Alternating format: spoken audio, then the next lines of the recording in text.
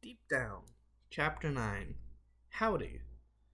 When everyone was sleeping, I was still wired from the coffee and weed. Stepped outside and under the light of the Milky Way, where I bumped into Gerard.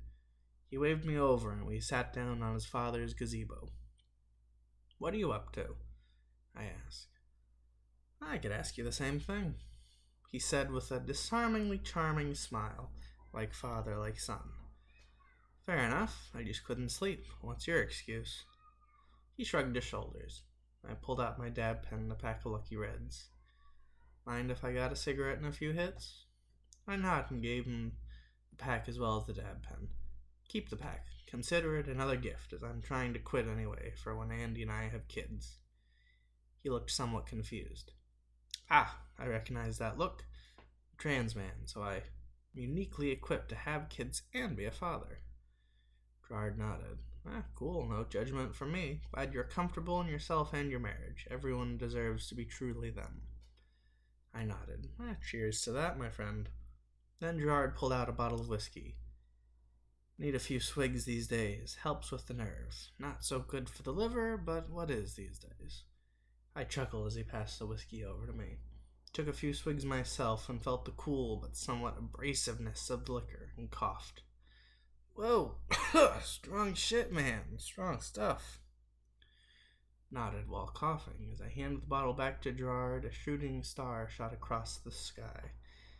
"Make a wish, Gerard." He smiled, yet a few tears started to fall. "What's wrong?" He wiped them from his eyes. The one thing I wish for is the thing I can never have. More time with Harry, my father. C said he's dying from cancer, and before you offer to help, Ben, him, and I have come to terms with it. I already asked Ben if he wanted to lead Washington. He outright refused." I nodded and was heartbroken. "If there's anything you need from us, just please let me know." He smiled and grabbed my hands between his. "Actually, Seb, I'm glad I bumped into you tonight, and I know how this will sound. Harry told me specifically to ask you this. Ben, Harry, and myself have decided after watching what you and Andy have done with California that we would like you to take Washington State over after Harry's death." Shook my head and chuckled. No, I just can't. It's not who I am. I'm not a follower. But in no way am I the leader of a whole country." Gerard smiled. "That's why you'd make a good and fair leader." I was shocked. "But I'm a stranger. Why me?" Gerard got serious.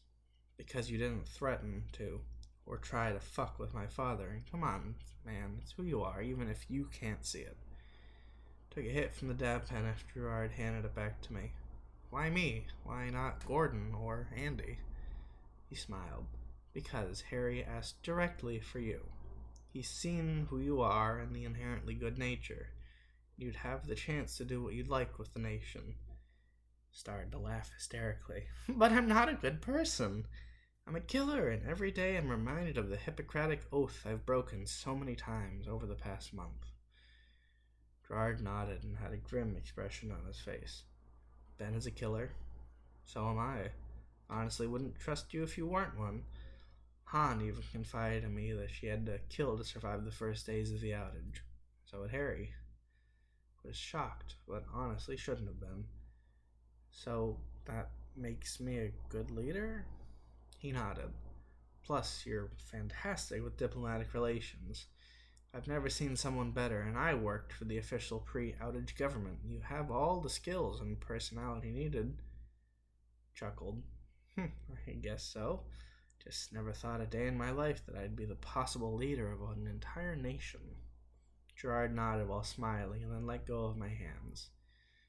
"Also, Andy and you deserve the chance to truly build a new life and put down roots outside of California.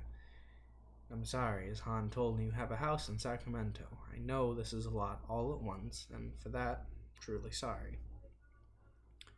I nodded and had to think. "Does Andy know?"